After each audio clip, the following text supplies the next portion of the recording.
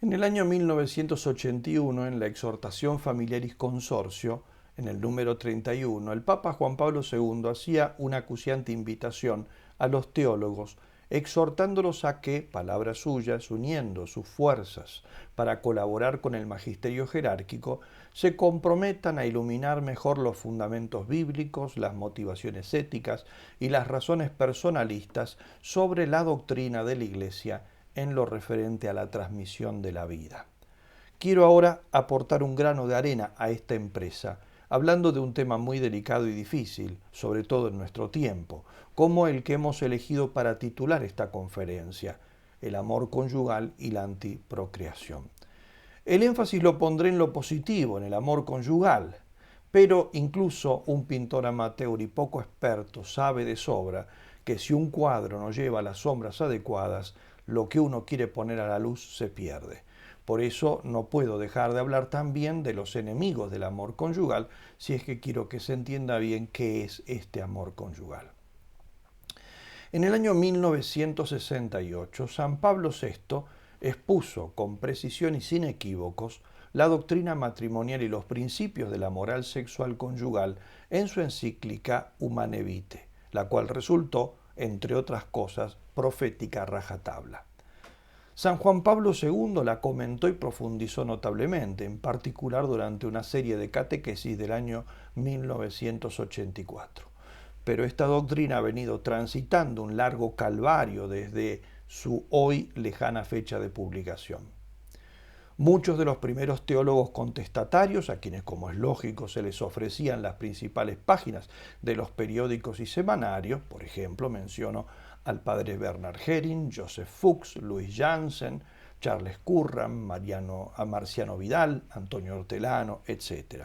Estos, insistieron sobre todo en la impracticabilidad de esta enseñanza o en su ineficacia pastoral, también su contradicción intrínseca, su desconexión con el dominio racional de la naturaleza, el científico, su fisicismo o biologismo de base, e incluso los más radicales llegaron a decir que el magisterio eclesiástico no tendría competencia sobre esta materia, me refiero a la sexualidad conyugal, la cual, según ellos, está reservada exclusivamente a la conciencia, entendida esta autónomamente de cualquier norma externa, incluso la del magisterio, en las decisiones que deben tomar, ¿no? Incluso si estas decisiones a la postre resultan ir contra las indicaciones que tenemos tanto en el magisterio como en la Sagrada Escritura. Sin duda hubo muchos moralistas de altísimo nivel que hablaron en el mismo sentido que estos dos pontífices que he mencionado. Por ejemplo, ahora quisiera recordar los nombres del padre Hermenegildo Lío, William May, Marcelino Salva, Helio Esgrecha, Carlo Cafarra, etc. Y una larga lista. Pero estos, a diferencia de los primeros, muy pocas veces se toparon delante el micrófono de un periodista dispuesto a escucharlos. Tampoco, y hay que decirlo con tristeza, encontraron muchas cátedras disponibles en las principales universidades católicas, salvo algunas excepciones. Entre otras razones de peso, esta fue una de las importantes que llevó a San Juan Pablo II a fundar en 1982 en la Universidad de Letrán, en Roma, el Instituto Juan Pablo II para Estudios de Matrimonio y Familia, cuyo primer presidente fue el futuro cardenal Carlo Cafarra. Hoy en día, lamentablemente, estamos muy lejos de que la auténtica doctrina católica sobre este tema sea conocida. No digo bien conocida, sino ni siquiera conocida. Sin duda la ignoran la mayoría de los fieles católicos, a quienes no se les enseña, pero también la desconocen muchos pastores, o la conocen pero no la entienden.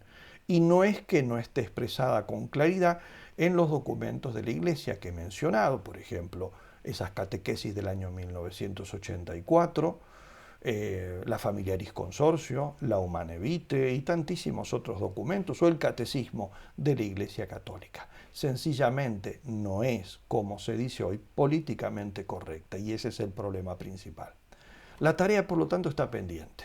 Hay que profundizar y divulgar la auténtica doctrina de la Iglesia para que los fieles la conozcan y se compenetren con ella, y se beneficien de sus efectos madurativos, perfectivos y liberadores, como tendremos oportunidad de explicar en el resto de esta conferencia.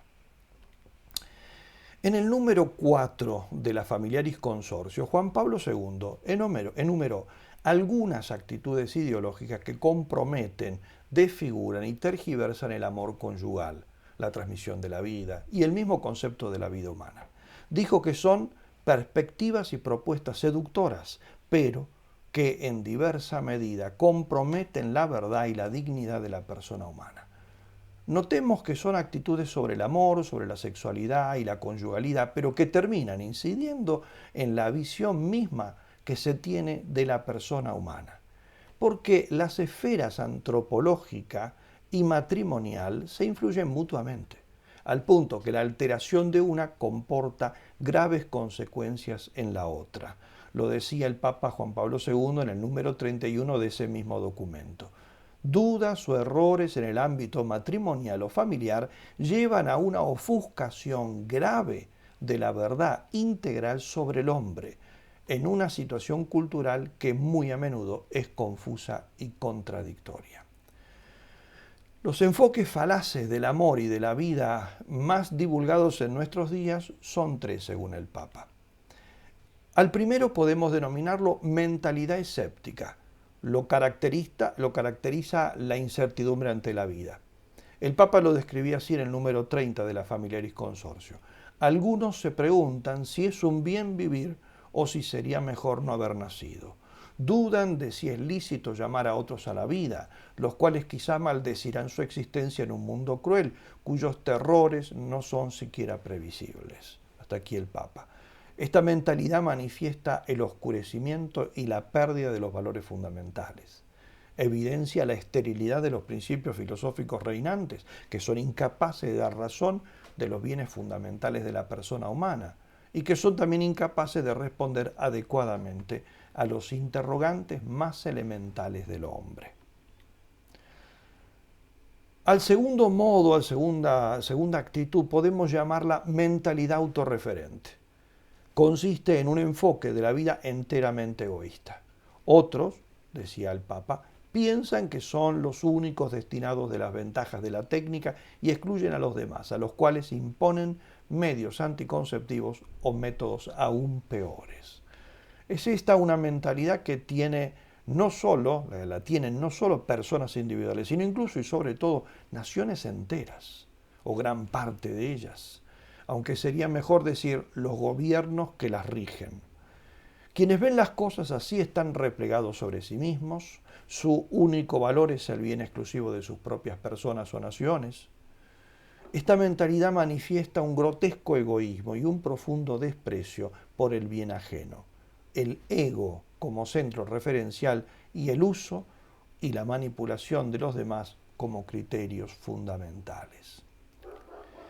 Mencionemos finalmente una mentalidad consumista, decía el Papa Juan Pablo II. Otros todavía cautivos como son de la mentalidad consumista y con la única preocupación de un continuo aumento de bienes materiales, acaban por no comprender y por consiguiente rechazar la riqueza espiritual de una nueva vida humana. El consumismo embota la mente, haciendo difícil comprender la riqueza espiritual de una nueva vida humana que trasciende lo puramente biológico y material, la cual no puede ser juzgada ni entendida a partir de estos solos criterios. Estos enfoques de la vida humana, de la persona, de sus bienes, de la familia, de la conyugalidad, etc., adquieren una gravedad particular en nuestros días, porque se proponen de forma sostenida y casi como una lluvia torrencial e incesante a través de todos los medios de comunicación social, poniendo en peligro la libertad y la capacidad de juzgar con objetividad. El Papa Juan Pablo II veía la raíz última de estas mentalidades en la, palabra suya, ausencia en el corazón de los hombres de Dios cuyo amor solo es más fuerte que todos los posibles miedos del mundo y los puede vencer. Estas visiones distorsionadas del amor, de la vida, del matrimonio, no son meras teorías, sino enfoques reinantes en la sociedad contemporánea, incluso en sociedades tradicionalmente informadas por principios cristianos. Aún se han cristalizado en el mismo triunfo de auténticos antivalores, que son, para decirlo siempre con palabras de Juan Pablo II, signos de preocupante degradación de algunos valores fundamentales. Este pontífice enumeraba en la exhortación Familiaris Consortio entre los principales antivalores los siguientes. En primer lugar, la errónea concepción teórica y práctica de la independencia de los cónyuges entre sí, la ambigüedad en las relaciones entre padres e hijos, las dificultades en la transmisión familiar de los valores fundamentales, el divorcio, la plaga del aborto, el recurso a la esterilización y la instauración de una verdadera y propia mentalidad anticoncepcional. Y en la base de todos estos fenómenos negativos, son también sus palabras, una corrupción de la idea y de la experiencia de la libertad concebida no como capacidad de realizar la verdad del proyecto de Dios sobre el matrimonio y la familia, sino como una fuerza autónoma de autoafirmación, no raramente contra los demás en orden al propio bienestar egoísta. En contraposición con estos enfoques de la vida, decía Juan Pablo II que el magisterio ha sentado las bases inmutables de la verdad sobre el amor humano y sobre la actitud antiprocreativa, con criterios objetivos tomados de la naturaleza de la persona y de sus actos.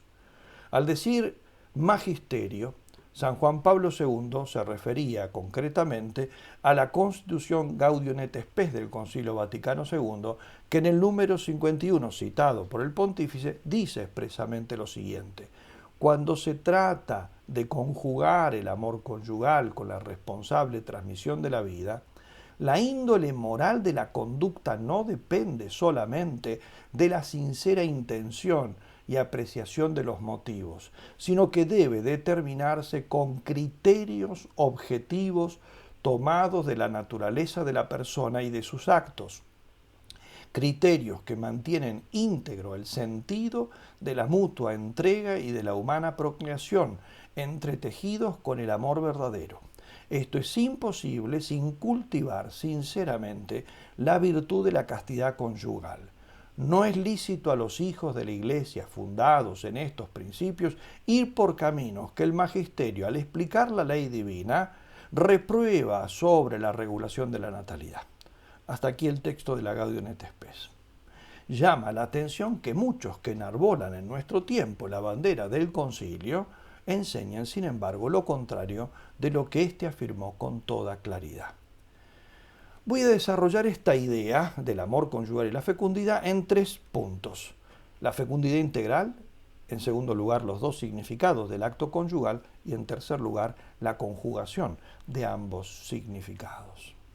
Ante todo, la fecundidad integral. ¿Qué es esto? Fecundidad integral. Quiere decir que la fecundidad es a su vez fruto y signo del amor conyugal, decía Juan Pablo II, ¿no?, que nos va a servir de guía en todo este tema. Es, ante todo, fruto del amor en cuanto es el ápice de la mutua donación amorosa entre los esposos. El fruto en cualquier planta es la coronación del ciclo vital de un ser, su trofeo y madurez. El fruto es, dice la filosofía, ultimum producentis, es decir, el efecto final, el más perfecto de todo ser viviente. En el matrimonio el fruto lo constituye la fecundidad, auténtico splendor amoris, splendor caritatis, splendor amicitia, es decir, esplendor del amor, de la caridad y de la amistad. Pero a la vez, este es signo del amor, o testimonio vivo de la entrega a la vez plena y recíproca de los esposos. La fecundidad es testimonio manifiesto y manifestante de todo amor auténtico, es decir, de la plenitud de la entrega. Pone en evidencia que ésta es total, sin retaseos, sin egoísmo, sin recortes. Es donación del ser entero, cuerpo y alma, de su dimensión material, afectiva y espiritual. En una palabra, que los esposos son ya una sola carne y una sola alma, son uno para el otro y uno del otro. La sexualidad no se reduce a lo puramente biológico, sino que trasciende la esfera física para abrirse en el horizonte de lo afectivo y de lo espiritual. Por eso, cuando es concebida con una visión reductiva, material, es parcializada e incomprendida. En Familiaris Consorcio número 11, el Papa Juan Pablo II decía lo siguiente: la sexualidad mediante la cual el hombre y la mujer se dan uno al otro con los actos propios y exclusivos de los esposos no es algo meramente biológico, sino que afecta al núcleo íntimo de la persona humana en cuanto tal.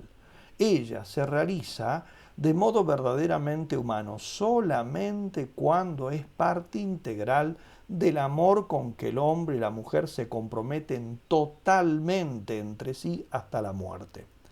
La donación física total sería un engaño si no fuese signo y fruto de una donación en la que está presente toda la persona, incluso en su dimensión temporal, o sea, para siempre.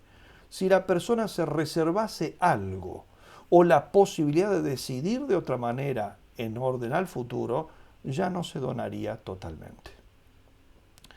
Por tanto, totalidad y plenitud engloban así todos los aspectos de la persona humana: la corporeidad, la espiritualidad, la afectividad, la temporalidad y la potencialidad, es decir, lo que ésta puede llegar a engendrar. En segundo lugar, la fecundidad es testimonio de la reciprocidad de la entrega, porque el fruto del Hijo representa la mutua donación y la mutua aceptación. Un amor deliberadamente infecundo puede ser signo de dos egoísmos que se asocian para buscar un placer puramente material, o de la entrega y disposición total de uno de los cónyuges, pero no correspondido por el otro. Pero en ninguno de estos dos casos estamos en presencia de un amor plenamente esponsalicio, porque éste se encuadra, como señalaba magníficamente Santo Tomás, dentro del amor amicitia, el amor de amistad. Santo Tomás, en efecto, describe el matrimonio como una amicitia conyugalis, una amistad conyugal. Ahora bien, para que se hable de amor de amistad, tienen que darse tres condiciones. Primero, la benevolencia, es decir, que una persona ame a la otra. Segundo, la reciprocidad, es decir, que la segunda ame a su vez a la primera. Y tercero, conciencia, conocimiento de parte de las dos personas de esta circulación y retorno amoroso. Por eso los teólogos medievales llamaron a esto redamatio o via redamationis, que habría que traducir como una suerte de amor circular. Dentro del matrimonio, el signo vital de la redamatio, de esta circulación del amor, es la fecundidad, o al menos la disposición a ella, es decir, a la apertura a la vida, ¿no? Pero debemos aclarar que la fecundidad conyugal no se reduce a una fructificación puramente biológica, no se agota en el mero fenómeno de la procreación. La disposición afectiva a recibir los hijos que Dios mande es el principio y condición sine qua non de la fecundidad, pero ésta se extiende y enriquece en otras dimensiones que son la fecundidad moral, la fecundidad espiritual y la sobrenatural. Porque el nuevo ser que viene al mundo es un ser dotado de cuerpo y alma, materia y espíritu, vocación natural y vocación sobrenatural. Por eso su gestación no concluye con el parto, sino que se continúa después del nacimiento. Es más, con el alumbramiento comienza una gestación a veces más delicada, más larga, colmada de sacrificios. Es la gestación moral, espiritual, psicológica, afectiva y sobrenatural de la persona humana del Hijo. El corazón de carne se forma en el seno materno, pero los valores morales, el amor a Dios, la educación humana, la maduración psicológica y afectiva se gestan en el corazón del seno familiar. Por eso Santo Tomás llamó a la familia spiritualis úteros, úteros, es útero espiritual. Esto lo encontramos en la Suma Teológica, segunda, cuestión 10, artículo 12. Permítanme decir que por esta razón, por razón de esta gestación extendida, es que existen lo que paradójicamente podríamos llamar procreaciones infecundas, que son aquellas en que unos padres dan a luz una nueva vida biológica, pero luego no le dan a ese hijo, a esa hija, la vida afectiva, moral y sobrenatural, dejándolos mochados, Y por el contrario, existen también, paradójicamente, esterilidades fecundas, que son las de aquellos que, a pesar de que no han dado a luz ninguna vida biológica, porque no pueden físicamente a veces darlo, son estériles, se hacen, sin embargo, cargo de dar a los hijos ajenos la vida del espíritu y llevar a la madurez afectiva y espiritual a los hijos que, sin ser suyos por la sangre, lo son por la caridad. Son los padres y madres espirituales. Segundo punto, los dos significados del acto conyugal. Pablo VI, en la encíclica profética Humanae Vitae, dice que el acto conyugal posee dos significados. Juan Pablo II desarrolló notablemente esta expresión. El término significado quiere decir dimensión, aspecto o elemento del acto conyugal. Podríamos indicar tres niveles dentro de este concepto. Ante todo, significado quiere decir dimensión o aspecto del acto conyugal, como ya explicó Pío XII en su discurso al segundo Congreso de la Fertilidad y Esterilidad del año 1953.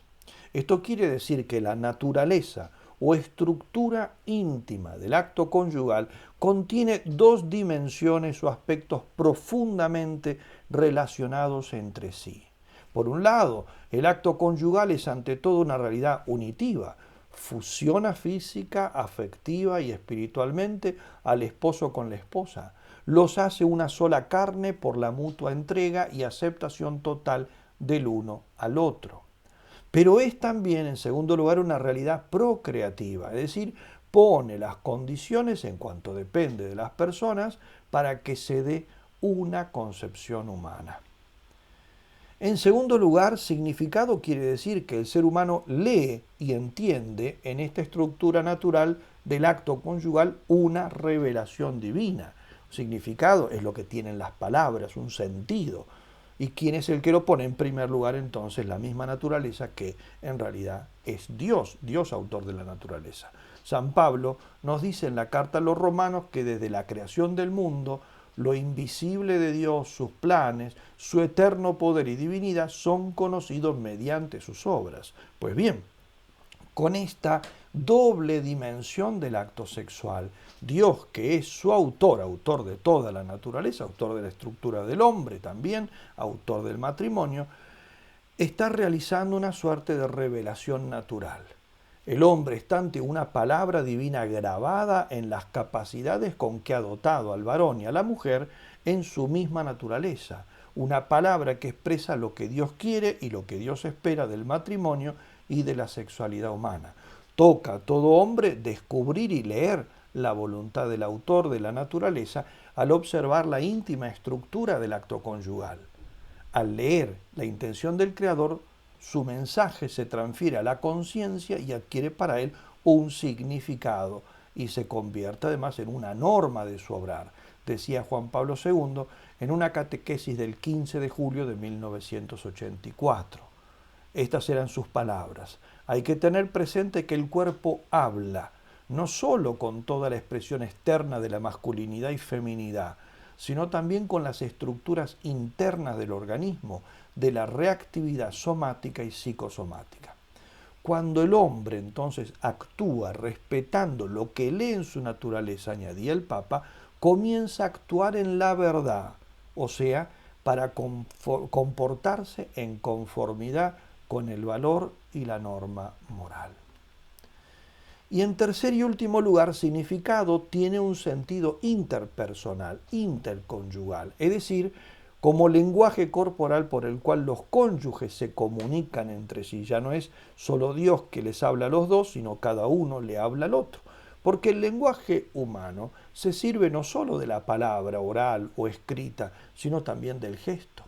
Los gestos y las expresiones corporales tienen, al igual que la palabra oral, un contenido conceptual que en algunos casos viene dado por la misma naturaleza. El gesto es así como todo el lenguaje un medio de comunicación y de unión entre los hombres, al igual que el lenguaje oral es vehículo de la verdad y entonces también susceptible del error y la mentira. Podemos decir la verdad con nuestras palabras o con nuestros gestos y podemos mentir con nuestras palabras y también con nuestros gestos. El acto sexual es un gesto fundamental de la naturaleza humana por el cual los esposos se comunican y se hablan. Echan mano a esta palabra gestual para expresar su amor, para decirse que se dan el uno al otro de modo total y exclusivo y que se reciben el uno al otro de modo total y exclusivo sin reservarse nada. El acto sexual expresa, es decir, dice, la entrega más radical y profunda, porque es la entrega del cuerpo, del afecto, del alma, del corazón. Si ambos esposos o uno de ellos realizara el acto con otra intención que la de darse totalmente, por ejemplo, solo para satisfacer su instinto sexual o reservándose algo de sí, estarían manipulando ese lenguaje que les ha proporcionado la naturaleza y estarían falsificando el significado de este gesto. En definitiva, estarían mintiéndose el uno al otro y engañándose cada uno también a sí mismo. Por eso, al usar este gesto, es decir, el acto sexual, cada uno de los esposos, ante todo, expresa la voluntad de comunicar la vida, de donarla, de evocar a la existencia a un nuevo ser, porque está usando el acto conyugal, que es el único capaz de poner las condiciones naturales para procrear un nuevo ser, es decir, para colaborar con Dios en la transmisión del don de la vida. Como un beso, un abrazo o el estrechar de manos de por sí expresan benevolencia, familiaridad, amistad, gratitud, comunidad de sentimientos, este acto de suyo expresa ese llamado a la vida. En segundo lugar, expresa la donación más plena porque entrega al cónyuge la totalidad del ser corporal, incluyendo la capacidad procreativa. Correlativamente manifiesta también la aceptación total del otro cónyuge porque incluye la aceptación de la capacidad más sacra del ser humano, cual es el poder de transmitir la vida. Tercer punto, la conjugación de ambos significados. Juan Pablo II afirmó que la conciencia no sólo percibe los dos significados del acto conyugal, sino la inseparable conexión entre uno y otro. Decía, el acto conyugal es una manifestación de afecto especial porque al mismo tiempo tiene un significado potencialmente procreador. Manifestación de afecto especial porque al mismo tiempo que manifiesta entonces la unión, ¿no? La unión, el afecto, el amor, tiene un significado potencialmente procreador. Catequesis del 28 de octubre de 1984. Y el 26 de agosto del mismo año, 1984, ya había dicho lo siguiente: el acto conyugal significa no solo el amor, sino también la fecundidad potencial, y por eso no puede ser privado de su pleno y adecuado significado mediante intervenciones artificiales. En el acto conyugal no es lícito separar artificialmente el significado unitivo del significado procreador, porque uno y otro pertenecen a la verdad íntima del acto conyugal. Uno se realiza juntamente con el otro y en cierto sentido el uno a través del otro. Así enseña la encíclica Humanae Vitae. Por lo tanto, en este caso el acto conyugal privado de su verdad interior, al ser privado artificialmente de su capacidad procreadora, deja también de ser un acto de amor. Puede ahora entenderse que la esencia de la anticoncepción y la raíz de su intrínseca inmoralidad consiste en la separación de estos dos significados del acto conyugal. ¿Por qué intrínseca inmoralidad o intrínseco daño al amor conyugal? Porque estos dos significados están, como acabamos de decir, tan indisolublemente unidos entre sí, que cuando voluntariamente se excluye uno de ellos, todo el acto se desvirtúa, es decir, pierde su virtud, su fuerza, su dignidad y se desnaturaliza, se falsifica, se hace inauténtico, falaz y falso, mentiroso y engañador, al igual que un apretón de manos para sellar un pacto que en realidad no se tiene intención de cumplir, o un guiño de ojos por el cual se vende a un amigo, o el beso con el que Judas se entrega a Cristo. Afirma Juan Pablo II en la catequesis del 14 de octubre de 1984. la fuerza del amor se manifiesta en que une correctamente los dos significados del acto conyugal, excluyendo no solo en la teoría, sino sobre todo en la práctica, la contradicción que podría darse en este campo. Cuando los esposos se unen sexualmente, pero haciendo artificialmente infecundo su acto, niegan lo que pretenden expresar. Es decir, usan un gesto que naturalmente dice entrega total y aceptación total, pero esto no es cierto. Lo más importante que tiene el varón no lo entrega, ni recibe lo más importante que tiene la mujer. Han inutilizado deliberadamente esta dimensión humana esencial que es su capacidad procreativa para no darla, o exigen que el otro o la otra la inutilicen porque no la quieren recibir. Entonces no puede decirse que el acto de amor sea realmente total e incondicional. Esta es la razón por la cual Juan Pablo II habló en su catequesis del 26 de agosto del año 1984 del mal esencial del acto contraceptivo. Una expresión muy fuerte. Mal esencial. No es algo accidental, sino que carcome la misma médula de la relación conyugal. ¿Y dónde radica la malicia del acto antiprocreativo? En las distintas relaciones que establece. En primer lugar, respecto de Dios, los cónyuges, decía Juan Pablo II en la Familiaris Consortio, se constituyen en árbitros del designio divino, es decir, le corrigen la plana a Dios. Lo que has hecho no está del todo bien, por eso voy a tener que corregir esto yo interviniendo a mi manera, ¿no? Por lo tanto, pretenden frustrar los planes divinos sobre el hombre, sobre la sexualidad y sobre el matrimonio. Segundo lugar, respecto de la misma sexualidad, continuaba el Papa, la anticoncepción la manipula y envilece, decía. Son también palabras muy fuertes, pero se entiende si tenemos en cuenta que, según lo que ya hemos dicho, esta actitud tergiversa el lenguaje natural del cuerpo, imponiéndole, son palabras del Papa, un lenguaje objetivamente contradictorio, es decir, el de no darse al otro totalmente. Por tanto, falsifica la verdad intrínseca del amor conyugal. Y aunque no se den cuenta plenamente, al privar artificialmente el acto sexual de su capacidad procreadora, ¿no?, este deja también de ser acto de amor. Esto está en esa catequesis del 26 de agosto del año 84, ya citada. El Papa, o sea, deja también de ser acto de amor. Y yo me pregunto, el fracaso cada vez más frecuente y más pronto de tantos matrimonios que se casaron sinceramente enamorados, ¿no tendrá mucho que ver con esta mentalidad anticonceptiva que ya ha sido lamentablemente asimilada por una parte enorme de cristianos?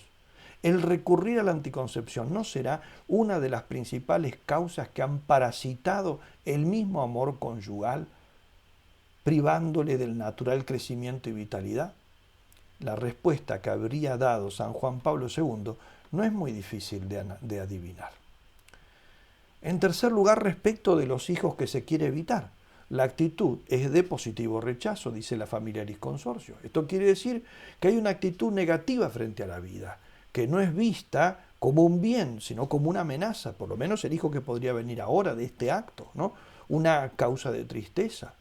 Pensar en la posibilidad de un embarazo y de un nuevo hijo, al menos por este momento, el momento en el cual se recurre a la anticoncepción, es algo justamente que llena de incertidumbre y angustia, y por eso justamente para evitar esa causa de incertidumbre y angustia, algunos recurren a la anticoncepción. Pero esto no es una mirada indiferente que carezca de consecuencias, al contrario, demuestra que se ha infiltrado incluso en familias buenas, en matrimonios buenos, una cuota del pesimismo existencial que caracteriza a la cultura contemporánea y una sombra de la cultura de muerte que cada vez gana más terreno. En cuarto lugar, respecto del otro cónyuge, Juan Pablo II señala que los esposos con la antiprocreación manipulan y envilecen la propia persona del cónyuge. Esto ocurre incluso cuando obran de común acuerdo, porque dos egoísmos sumados no constituyen un amor verdadero.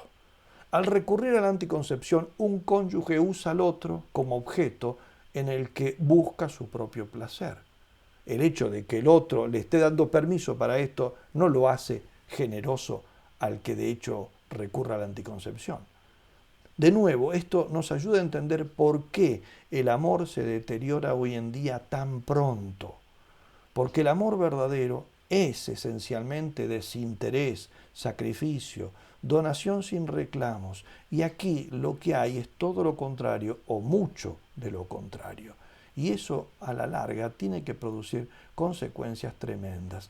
Quizá este fracaso, como digo, de tantos matrimonios, estas dificultades, estas violencias internas, este sacarse chispas constantes que terminan en separaciones, en hacer la vida conyugal tan difícil y tan ardua en nuestro tiempo, no tendrá mucho que ver con esta facilidad con que se recurre a la anticoncepción. En quinto lugar, respecto de la misma persona que recurre a la anticoncepción. El Papa afirma que quien recurre a esto compromete y rebaja su propia persona, su dignidad, porque siendo constitutivo fundamental de la persona el dominio racional de sí mismo, en el comportamiento anticonceptivo, tanto el varón como la mujer renuncian a ser dueños de sus pasiones por medio de un acto de virtud, o sea, un acto moral y prudencial, encargando más bien el control de sus actos a la técnica, a una píldora, a un preservativo, a una intervención quirúrgica. La persona se convierte a sí misma en un objeto de manipulación. Un último tema relacionado con la realidad de la anticoncepción y que revela su drama más oculto, y por eso lo quiero mencionar, es la relación que tiene con el aborto. En la encíclica Evangelium Vitae, Juan Pablo II escribió lo siguiente: se afirma con frecuencia que la anticoncepción segura y asequible a todos es el remedio más eficaz contra el aborto. Se acusa además a la Iglesia Católica de favorecer, de hecho, el aborto al continuar obstinadamente enseñando la ilicitud moral de la anticoncepción. Esto está en el número 13 del Evangelium Vitae. Y esto se oye a menudo, como si hubiera una disyuntiva entre aborto y anticoncepción. No faltan, incluso entre católicos y pastores, quienes dicen que una buena divulgación de los métodos anticonceptivos traería como consecuencia menos embarazos no deseados, disminuyendo consecuentemente el número de abortos, que es en nuestros días verdaderamente alarmante y escandaloso. Pero todo esto es un sofisma. Por eso el Papa añadía a continuación: puede ser que muchos recurran a los anticonceptivos incluso para evitar después la tentación del aborto, pero los contravalores inherentes en la mentalidad anticonceptiva, bien diversa del ejercicio responsable de la paternidad y maternidad, respetando el significado pleno del acto conyugal, o sea, los métodos naturales, son tales, esos antivalores que están inherentes en esa mentalidad anticonceptiva, son tales que hacen precisamente más fuerte esta tentación ante la eventual concepción de una vida no deseada, ¿no? Es decir, cuando fallan los métodos anticonceptivos, que fallan tantísimas veces, la mentalidad que empujó al recurso a los anticonceptivos, esa mentalidad es la que pone más tentaciones de recurrir al aborto. Sigue el Papa diciendo: de hecho, la cultura abortista está particularmente desarrollada justo en los ambientes que rechazan la enseñanza de la Iglesia sobre la anticoncepción. Los países más abortistas, las sociedades más abortistas, son las sociedades donde más divulgación y práctica tiene la anticoncepción. Sigue diciendo el Papa: es cierto que anticoncepción y aborto, desde el punto de vista moral, son males específicamente distintos. La primera contradice la verdad plena del acto sexual como expresión propia del amor conyugal. El segundo destruye la vida de un ser humano. La anticoncepción se opone a la virtud de la castidad matrimonial, el aborto se opone a la virtud de la justicia y viola directamente el precepto divino: no matarás. Pero, a pesar de su diversa naturaleza y peso moral, muy a menudo están íntimamente relacionados como frutos de una misma planta. Es cierto que no faltan casos en los que se llega a la anticoncepción y al mismo aborto bajo la presión de múltiples dificultades existenciales, que sin embargo nunca pueden eximir del esfuerzo por observar plenamente la ley de Dios. Pero en muchísimos otros casos, estas prácticas tienen sus raíces en una mentalidad hedonista e irresponsable respecto a la sexualidad y presuponen un concepto egoísta de libertad que ve en la procreación un obstáculo al desarrollo de la propia personalidad. Así, la vida que podría brotar del encuentro sexual se convierte en enemigo a evitar absolutamente, y el aborto en la única respuesta posible frente a una anticoncepción frustrada. Es decir, cuando falla la anticoncepción, la única alternativa para esa mentalidad que ahora queda será el aborto. Terminaba el Papa diciendo, lamentablemente, la estrecha conexión que como mentalidad existe entre la práctica de la anticoncepción y la del aborto se manifiesta cada vez más y lo demuestra de modo alarmante también en la preparación de productos químicos, dispositivos intrauterinos y vacunas que, distribuidos con la misma facilidad que los anticonceptivos, actúan en realidad como abortivos en las primerísimas fases del desarrollo de la vida del nuevo ser humano. Evangelium Vitae número 13. En síntesis, son dos fenómenos distintos, pero relacionados entre sí como dos variantes de una misma mentalidad. La mentalidad antivida está presente en ambos fenómenos y por eso la anticoncepción prepara el terreno psicológico y moral y a la vez empuja al fenómeno abortista. Para concluir, querría decir que la aceptación total e íntegra de esta enseñanza es condición esencial para suscitar el verdadero amor conyugal y preservarlo de falaces simplificaciones sofísticamente pastorales que excluyen o silencian la dimensión sacrificial de la vida conyugal, pero que al mismo tiempo, consecuencia inevitable de un amor malentendido, la conducen al fracaso. Hemos visto en esta conferencia entonces cuál es la enseñanza del Concilio Vaticano II en la Gaudium et Spes, la enseñanza de la Humanae Vitae y sobre todo el desarrollo que dio a todo esto la gran doctrina del pontífice de la familia que fue Juan Pablo II. Es por este claro motivo entonces de todo lo que hemos dicho que Juan Pablo II, reconociendo las dificultades pastorales que la auténtica enseñanza magisterial encuentra frente a la mentalidad secular y materialista reinante, recuerda el camino gradual o la ley de gradualidad con la cual pedagógicamente ha de acercarse a la ley divina al corazón de los esposos. Pero advierte con firmeza que esto no significa, como tantas veces ha querido entenderse, una gradualidad de la ley, como si su valor y exigencia fuese distinto según las circunstancias. Al contrario, la auténtica pedagogía comienza con la presentación clara de la verdad.